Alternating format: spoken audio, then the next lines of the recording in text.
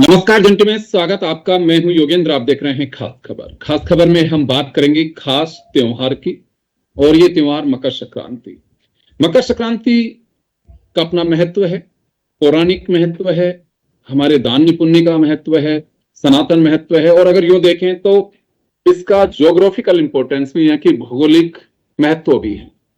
हमारे साथ जाने माने ज्योतिषाचार्य जुड़े हुए हैं जो बताएंगे कि मकर राशि में उत्तरायण जब होता है तो मकर संक्रांति, और जब 6 महीने मकर राशि में और 6 महीने जिसे उत्तरायण और दक्षिणायन कहते हैं, सूर्यदेव 6 महीने इधर 6 महीने, तो क्या महत्व है, क्यों ऐसा होता है, क्या इसका वाकई हमारे ग्रहों पर असर पड़ता है। बहुत सारी जगह पर मकर संक्रांति के दिन ही पूरे एक साल का भविष्य क्या रहेगा, कैसी स्थिति रहेगी, कैसा समय रहेगा, बारिश आएगी नहीं आएगी, किसान के लिए, समाज के लिए। आज भी जो कहा जाता है कि पंचांग पढ़ना या पतना पढ़ना कहा जाता है। गौड़ साहब और राजकुमार जी हमारे साथ में जुड़े हुए हैं, जाने माने गुलाबी नगर जयपुर के ज्योतिषाचार्य हैं। गौड़ साहब, मैं जानना चाहूंगा, हमारे दर्शक जानना चाहेंगे कि सबसे पहले तो मकर संक्रांति का महत्व क्या है। सभी दर्शकों के लिए मकर संक्रांति के पावन पर्व पर बहुत बहुत बधाई, बहुत बहुत मंगल शुभकामनाएं। और ये आज लोहड़ी का त्योहार है, इस पर भी बहुत संध्या पर बहुत बहुत मंगल शुभकामनाएं। देखिए आदरणीय योगेंद्र जी, शास्त्रों के अनुसार वर्ष में यही एक दिन है जब सूर्य अपने पुत्र शनि के घर में प्रवेश करते हैं, जिसमें इस पर्व का जो महत्व है वो बहुत बढ़ जाता है। और मकर संक्रांति का जो पुण्य काल का पर्व है, वह पर्व का पूरा जो लाभ लिया जा सकता है वह केवल मकर संक्रांति यानी 14 जनवरी को ही लिया जाना होता है। अब बात होती है कि इस बार जो धनु राशि से सूर्य देव मकर राशि में प्रवेश कर रहे हैं वह दोपहर बाद 3:07 पर कर रहे हैं। लोगों के मन में बड़ी भ्रांति है कि अब हम ये जो संकल्प करते हैं, जो भी चीज मिनसते हैं, वो कब करें, कब सुबह करें कि दूसरे दिन करें कि 3 बजे बाद करें कि क्या। मैं इसके लिए सभी दर्शकों को यहाँ हमारे जन टीवी चैनल के माध्यम से बता देना चाहता हूँ कि गंगा स्नान आदि जो है ये सुबह सूर्योदय से पूर्व ही करने होते हैं। तो आप 14 तारीख को गंगा स्नान आदि करें, पवित्र नदियों में स्नान करें, तिल, मोदक, सरसों का तेल, अन्य वस्त्र दान आदि करना भी सूर्य के उदय होने से ही शुभारंभ हो जाएंगे। और खिचड़ी दही जो भी खाने की परंपरा रही है वो भी आप खा सकते हैं। क्योंकि एक और कंफ्यूज हो रहा है योगेंद्र जी, एक कंफ्यूजन ये हो रहा है कि एकादशी का पर्व भी इस दिन जो है हो रहा है। अब एकादशी के दिन विशेष रूप से ये माना जाता है, ऐसा शास्त्र मत भी मिलता है, और ये निषेध माना जाता है कि चावल नहीं खाए जा सकते। अब चावल नहीं खाए जा सकते तो फिर ऐसी स्थिति में अब हम क्या करें। तो बड़ी मुश्किल ये है कि आदमी ये सोचता है कि अब हम जो है चावल खा नहीं सकते और अनेक प्रकार से कंफ्यूज हो रहा है। तो ऐसे में जो है आप खिचड़ी का चावल और मूंग जो है वो संकल्प कर लें और दूसरे दिन दान कर देवें। क्योंकि चावल तो दान करने के लिए होते हैं, तो उनको दान कर देवें। और 15 जनवरी से मांगलिक कार्यों का शुभारंभ भी हो जाता है। जैसा आपको मैं एक यहाँ और निवेदन करना चाहूंगा कि इसमें 14 चीज मिनसती जाती हैं, और उनको मिनसने के बाद में जो है वो 14 सुहागनों को देनी होती है। तो इस खास संयोग पर, सर्वार्थ सिद्धि योग पर, 23 साल के बाद ये बनने जा रहा विशेष एक संयोग, इस पर जो है आप अपने सुबह से ही दान पुण्य का पर्व रहेगा। और 3:07 के बाद भी आप संकल्प करना चाहते हैं वहां कर लीजिए, पर कोई कंफ्यूज नहीं है। सूर्य उदय के बाद में आप कभी भी कर सकते हैं, संकल्पित करके और दान पुण्य कर सकते हैं। ऐसे में पूजा पाठ करना, हवन करना और इत्यादि, गौ को चारा देना, कई लोग संतों को, ब्राह्मणों को भोजन आदि कराते हैं, वो भी सुबह से ही चालू हो जाएगा। यज्ञ हवन करने का जो परंपरा है वो भी सुबह हो जाएगी। अच्छा, यहाँ जो तीर्थ स्थान करते हैं वो भी सुबह हो जाएगा। तो ये जो है आप इसमें कोई कंफ्यूजन नहीं है। और सर्तिला एकादशी का जो विशेष संयोग बन रहा है, ये ज्योतिषीय दृष्टि से अत्यंत दुर्लभ संयोग माना जा रहा है। क्योंकि ये कई वर्षों के बाद देखने को मिला है। तो इसमें दान पुण्य का, धर्म का महत्व बहुत सर्वाधिक सहस्त्र गुना मिलता है। और इस दिन दान पवित्र नदियों में, दान पुण्य के साथ पवित्र नदियों में स्नान भी करें, सूर्य को अर्घ दें। साथ में पुण्य काल का पर्व जो है वो सूर्य उदय होने के साथ से है, तो इसमें कोई कंफ्यूजन नहीं है। और मेरा एक सवाल होगा सर यहाँ पे। आपने जैसे कुंभ के वक्त मुझे ध्यान एक महत्व बताया था कि अगर कोई ऐसे हैं कि नहीं जा सकते हैं, कोई बुजुर्ग हैं, किसी को बीमार है, तो उसके लिए एक महत्व बताया था आपने कि वहां से जो भी जा रहे हैं स्नान करने, वो वहां से जल लेके आ सकते हैं संगम का, और वो अपने बाल्टी में डाल करके पानी का जो भी पात्र उसमें डाल के भी स्नान कर सकते हैं। वो पुण्य भी उसी तरह से माना जाता है, क्योंकि उनकी स्थिति को देखते हुए। यहाँ देखिए, बात करें तो जहां पे नदियां नहीं है या कोई ऐसा पावन स्नान का कोई व्यवस्था नहीं है, तो वो लोग क्या कर सकते हैं? देखिए, बहुत अच्छी बात है, आपने बड़ा अच्छा ये प्रसंग रखा है। इसमें जो लोग नदियों में, सरोवर में या तालाब में या फिर गंगा जी में या फिर कोई भी किसी भी जगह या पुष्कर में या गलता जी में नहीं जा सकते हो, तो वो एक जल लें और गंगा जल लें और बाल्टी में डाल के नहा सकते हैं। एक और बात, दूसरी बात क्या है कि तिल जो है, सफेद तिल पानी में डाल करके स्नान भी कर सकते हैं। मकर संक्रांति के जो पर्व है, ये सूर्य धनु राशि में जो निकल करके मकर राशि में आते हैं, यहाँ से सूर्य उत्तरायण होने लगते हैं। और आदरणीय योगेंद्र जी, जब सूर्य उत्तरायण होते हैं तो धार्मिक मान्यताओं के अनुसार सूर्य का उत्तरायण होना बहुत ही शुभ माना जाता है। शास्त्रों में कहा जाता है कि अंधकार से प्रकाश की ओर बढ़ने का ये प्रतीक होता है।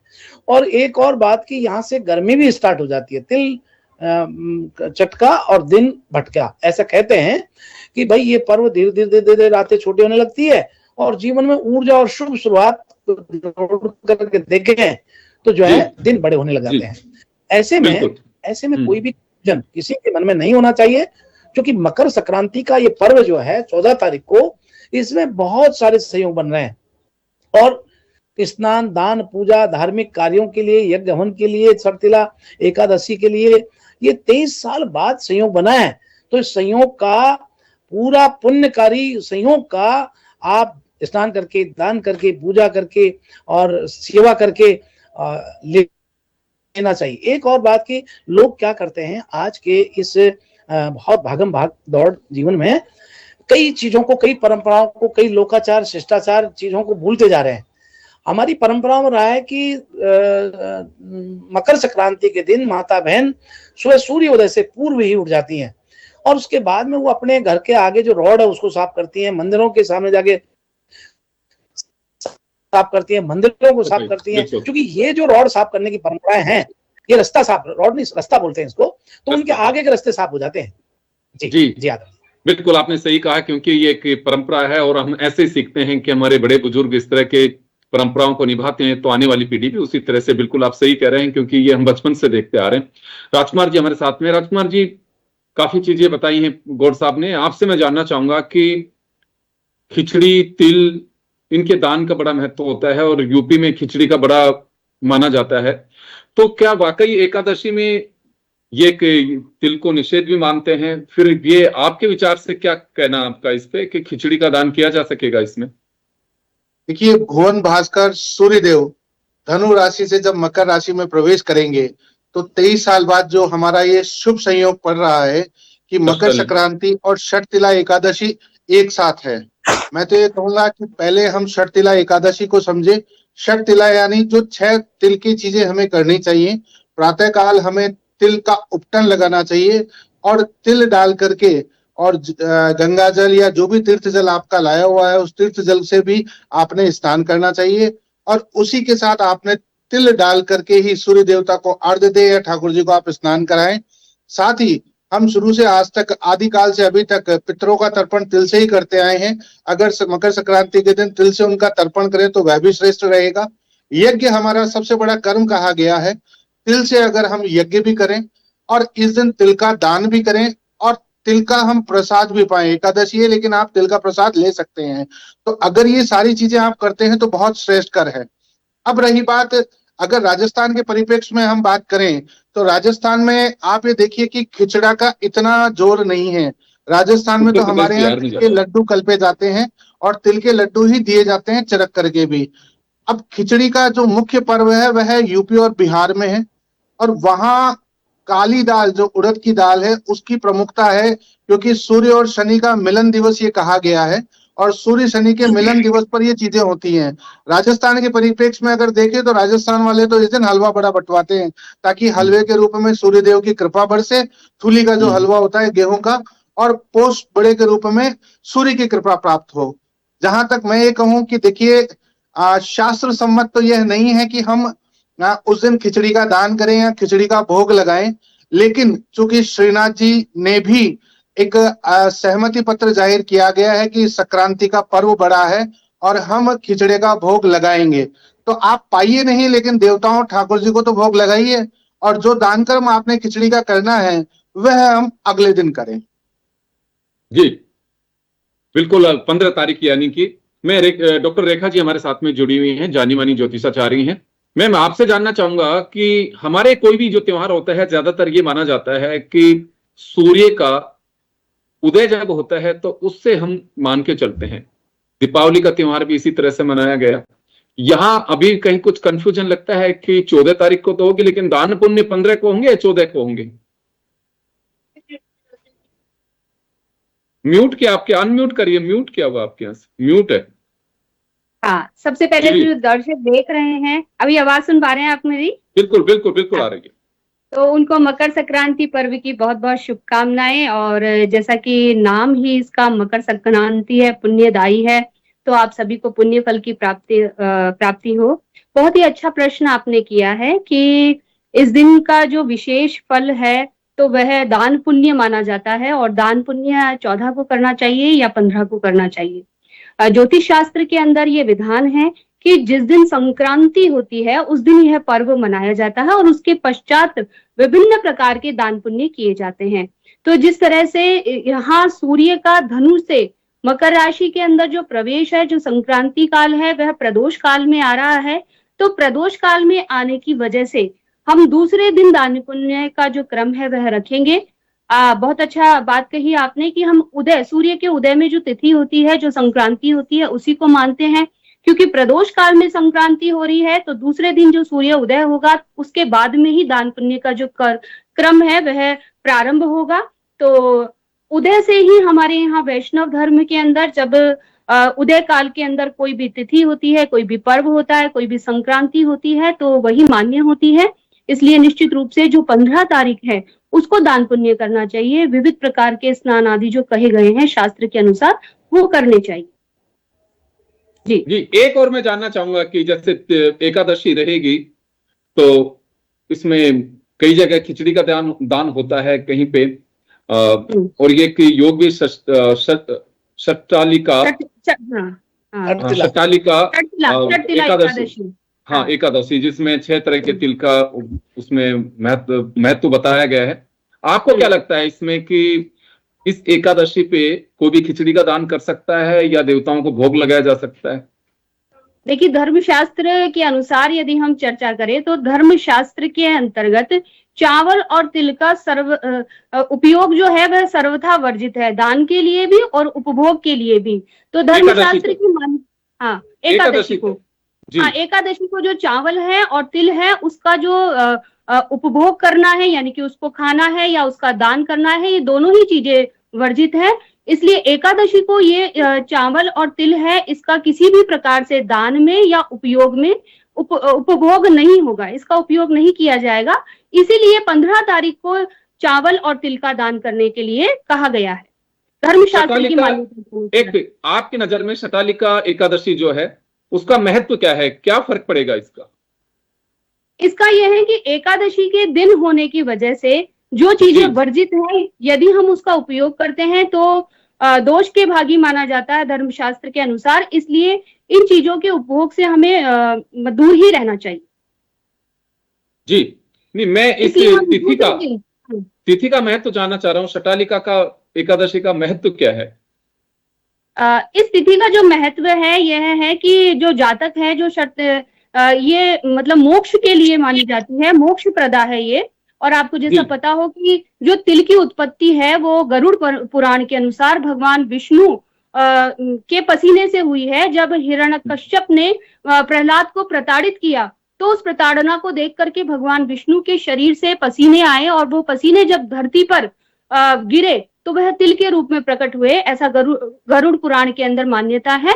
तो ये जो तिल होता है उसका दान जो है वो मोक्ष प्रदान करने वाला होता है, इसलिए इसका विशेष महत्व बन जाता है, मोक्ष प्रदायी यह मानी जाती है। जी जी बिल्कुल, निश्चित रूप से। और कई सालों बाद में इसका एक अनूठा संयोग वापस बना है, ये भी एक इसका महत्व इसी से लगाया जा सकता है। यूं तो अगर हम देखें हर त्योहार पे कोई ना कोई एक अनूठा संयोग जरूर बनता है, एक महत्व होता है उसका, क्योंकि वर्षों बाद में जब त्योहार आते हैं फिर जो सर्कल घूमता है वो कहीं ना कहीं एक तिथि पर आकर के रुकता है और वो वापस उसका बनता है। चलिए गौर साहब, मैं वापस एक बार आपका रुख करना चाहूंगा। जी अभी रेखा जी जी का कहना है कि उदयमान तिथि के साथ में महत्व मानते हैं, तो पतंग उड़ाइए, आप एंजॉय करिए, एकादशी को मनाइए, लेकिन दान पुण्य 15 को करना चाहिए। देखिए रेखा जी भी बिल्कुल ठीक कह रही हैं, बहुत अच्छी बात है बहन जी, आपको बहुत बहुत प्रणाम। सर्वश्रेष्ठ दान की बात करें तो देखिए यहाँ जब सूर्य उदय जब हो रहा है तब हम स्नान कर लेते हैं। हम 3:07 के बाद स्नान नहीं करेंगे। और दान पुण्य का जो पर्व है वो दूसरे दिन कर सकते हैं, लेकिन संकल्प जो करते हैं ना वो भी 3:07 बाद भी कर सकते हैं। और मान लीजिए कोई दिन भर में सुबह चारा डाले या कोई दान पुण्य करे तो उसके लिए निषेध नहीं है। संपूर्ण दिन मकर संक्रांति का 14 तारीख को रहेगा और 14 तारीख को दान पुण्य कर सकते हैं। रहा सवाल कोई कल्पित करते थे, संकल्पित कर लेते हैं, उन चीजों को 15 तारीख को दे सकते हैं। और आप ये मान के चलिए, मैं योगेंद्र जी आपको कहना चाहता हूँ कि सर्वश्रेष्ठ दान की परिभाषा जो है ना अलग अलग मान्यताओं में, अलग अलग संदर्भों में अलग अलग हिसाब से देखा जाता है। जैसे इस दिन सर्वश्रेष्ठ दान क्या है? सर्वश्रेष्ठ दान है विद्या दान, शिक्षा का दान। भगवत गीता के अनुसार विद्या दान को सबसे श्रेष्ठ दान माना है। तो इस दिन कोई भी व्यक्ति, जैसे आप देखते हैं कि पंचांग दान करते हैं लोग, क्यों करते हैं? आप देखते हैं ना, हमारी परंपरा में रहा है कि पंचांग, गुरुजनों को पंचांग दिए जाते हैं और पंचांग भगवान को सुनाया भी जाता है मकर संक्रांति के दिन। तो ऐसी परंपराएं इसलिए हैं कि जीवन में बहुत उपयोगी होता है। पंचांग से कितने लोगों के घर बसते हैं, कितने लोगों का मुहूर्त निकलता है, तो बड़ा श्रेष्ठ इसको दान मानते हैं। अन्नदान, भूखे को भोजन देना, उसका पेट भर जाए, ईश्वर उसको जो है भाव अर्पण किया जाए तो वो बहुत संतोष देता है अन्नदान। और सत्संग दान, संतों के सानिध्य में रह करके ज्ञान प्राप्त करने का दान सर्वश्रेष्ठ होता है। तो ये आप सब कल कर सकते हैं। समय का दान, शास्त्रों में कहा है कि समय का दान भी सर्वश्रेष्ठ है। आप किसी की मदद के लिए समय दान कर रहे हैं तो ये दान बड़ा श्रेष्ठ है। और यहाँ सवाल, जरूरतमंद लोगों को कंबल बांटने वाले लोग तो बहुत रहेंगे कल। जी मेरा एक सवाल है आप कुछ कि जी शटालिका एकादशी, या आप कह रहे हैं कि वर्षों बाद में ये सहयोग बना है, लेकिन हाँ इस बार के लिए, क्योंकि मकर संक्रांति पे बहुत सारे लोग इस बात को लेकर के जिज्ञासु रहते हैं, उनकी इच्छाएं होती हैं जानने के लिए, इस बार क्या कुछ असर रहेगा? क्योंकि यूं तो देखिए अब हम लोग गुरु पूर्णिमा के दिन भी फ्लैग लहरा करके और जंतर मंतर पे भविष्य की वो देखते हैं कि बारिश का योग क्या रहेगा। बहुत सारे ऐसे वो भी होते हैं, नववर्ष पर भी होता है, लेकिन मकर संक्रांति का खासा महत्व माना जाता है। तो इस बार अगर हम बात करें तो ये मकर संक्रांति किन मायनों में खास है और किस राशि के जो जातक है उनके लिए खास रहेगा? अब देखिए, ये बहुत अच्छा आपने प्रसंग रखा है। ये बात सही है कि जो मकर संक्रांति का पर्व है ये बुधवार के दिन आ रहा है। और जैसा कि अभी बात कर रहे थे, मेरे से पूर्व जो वरिष्ठ हमारे धर्म के विशेषज्ञ हैं कि भाई इस दिन स्नान का, दान का, पूजा करने का, हवन का, इत्यादि चीजों का जो है बहुत महत्व है होता है। लेकिन मोटे तौर पर जो है मकर संक्रांति से ये उत्तरायण जब सूर्य होने लगता है, उत्तरायण होने लगता है, तो आदरणीय इस दिन जो है विशेष रूप से देवताओं का समय शुरू हो जाता है। तो देवताओं का शुरू समय हो जाता है तो इसमें जैसा पूर्व में अभी आपको बतला ही रहा था कि गंगा, यमुना, सरस्वती, पवित्र जल का स्रोत कहीं ना मिले तो भी आप गंगा जल को लेकर के पानी में डाल करके स्नान कर सकते हैं। ये खेती पर यदि हवा चलती है, तेज हवा चलती है, तो आगे किसानों की खेती में, फसल में नुकसान होने की संभावना दिखती है। यदि वो पश्चिम में चलती है, फिर वो खेती को जो है उजाड़ देती है। पूर्व में चलती है तो खेती हरी भरी बहुत अच्छी पैदावार होती है, और दक्षिण में चलती है तो फिर जो है ना, ये कहते हैं कि जो हमारा सरसों का जो खेत होते हैं, सरसों आदि, उनमें नुकसान हो जाती है। और उत्तर में चलती है तो हमारा चने की खेती को बहुत तेजी से बढ़ाती है। क्योंकि आप देखिए, इस समय हमारी प्रकृति का, हमारी माता, धरती माता का श्रृंगार देखिए आप, अद्भुत श्रृंगार हो रखा है। सरसों के फूल, पीले पीले फूल खिल रहे हैं, चने के गुलाबी कैसे छोटे छोटे फूल कितने मजेदार खिल रहे हैं। अभी आप देखेंगे कॉपल, पेड़ों में नई नई कॉपल चालू हो चुकी है। पेड़ का पहले जो पत्ते पतझड़ हो गया, कॉपल से हो रही है। तो प्रकृति का ये गहना है, प्रकृति का श्रृंगार है, ये धरती माता का श्रृंगार है। तो ये मकर संक्रांति से हम एक चीज नहीं देखते हैं। मकर संक्रांति से, आप बहुत अनुभवी आदमी, आपने सही कहा कि मकर संक्रांति से बहुत सारी चीजें देखी जाती हैं, और वो देखी इसलिए जाती हैं कि ये चीजें पहले उपलब्ध नहीं होती थी। आजकल तो आपने टीवी जगह घर घर में पहुंचा दिया, हाथ हाथ में दे रखा है, तो लोग खोल लेते हैं, देख लेते हैं। पहले तो इन चीजों को लेकर के ही सारी चीजें तय होती थी, और उनसे ही वो चीजें चलती थी।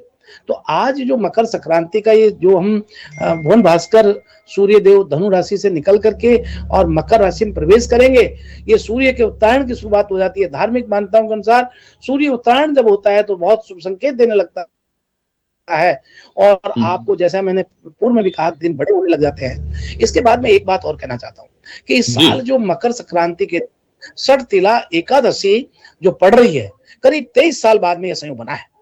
एकादशी एक ही दिन आना, ज्योतिष का ये विशेष संयोग बहुत पुण्यकारी बनता है। भगवान विष्णु और सूर्य का दिन हो रहा है, तो इसमें ओम नमो भगवते वासुदेवाय बोलते हुए और जो है जप आदि करें तो बहुत ही उत्तम फल देने वाला होता है। आपको कुछ प्रश्न है तो आप बोलिए, कुछ बोल रहे थे, मैं बोल रहा शायद नहीं, क्योंकि समय का अभाव, मुझे इन दोनों के पास में एक बार इसी प्रश्न को लेकर के जाना है। राजकुमार जी, आपकी नजर से अगर हम देखें तो क्या कुछ खास है, किस राशि के जातकों के लिए अच्छा रहेगा?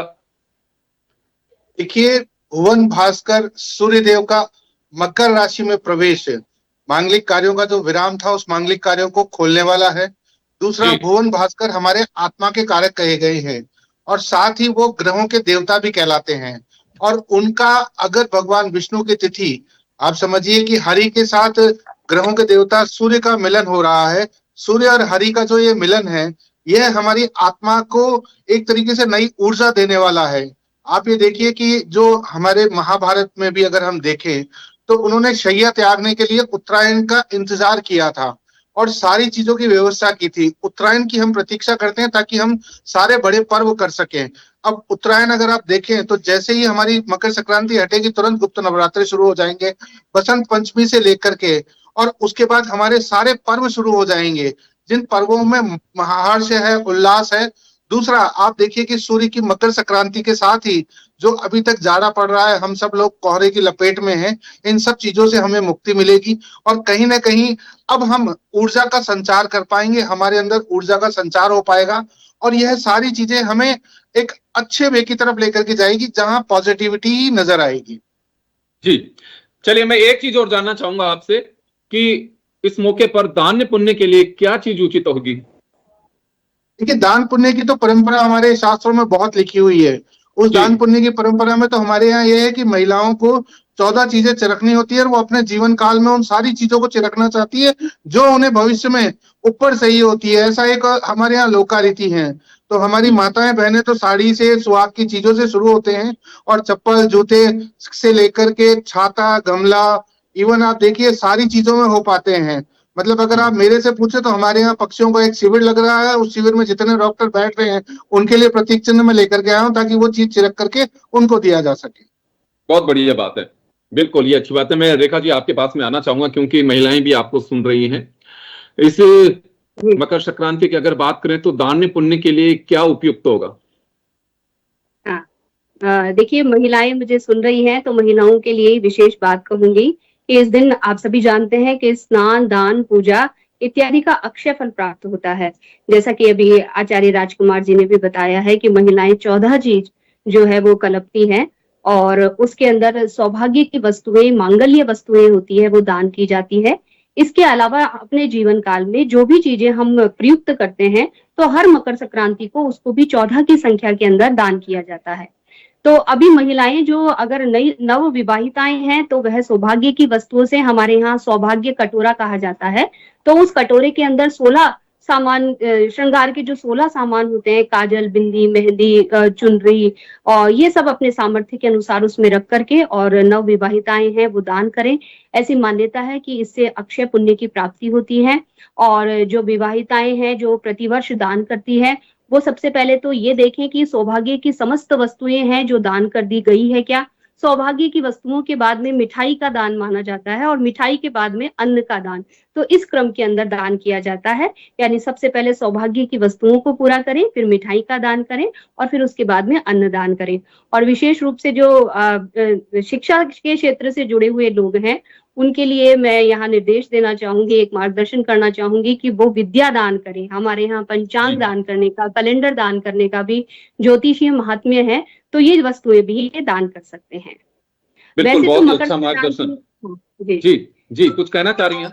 हाँ, कि वैसे तो मकर संक्रांति जो 2026 है, इसमें कोई बड़ा ग्रहण नहीं है, कोई अशुभ योग नहीं है, तो निर्बाध जी। रूप से ये सभी के लिए शुभ होने वाली है। और वैसे भी 2026 है, उसमें गुरु बृहस्पति और शुक्र की जो स्थिति है, वो लोक धर्म और परंपराओं के अनुसार बहुत ही पुण्यकारी है। मतलब कि चाहे विद्यार्थी हो, महिला हो, पुरुष हो, जो भी इस 2026 में मकर संक्रांति काल से पुण्य में कार्य करेंगे, उनको निश्चित रूप से श्रेष्ठ फलों की प्राप्ति होगी। ये मैं इस कार्यक्रम के माध्यम से कहना चाहूंगी। जी बिल्कुल। तो चलिए, हमारे जाने माने ज्योतिषाचार्यों ने हमारा मार्गदर्शन किया, हमारे दर्शकों का मार्गदर्शन किया, तो बिल्कुल, क्योंकि ये इसका पौराणिक महत्व है, और पौराणिक महत्व के साथ साथ इसका महत्व और बढ़ जाता है। यही एक सनातन की सीख होती है। सनातन में जो लोग फॉलो करते हैं वो भी देखते हैं, लेकिन अपने अपने नजरिए से मनाते हैं। कहीं कोई पतंग उड़ा रहा होता है, तो कहीं खान पीन के शौकीन होते हैं, वो अपना चटकारों का एंजॉय करते हैं।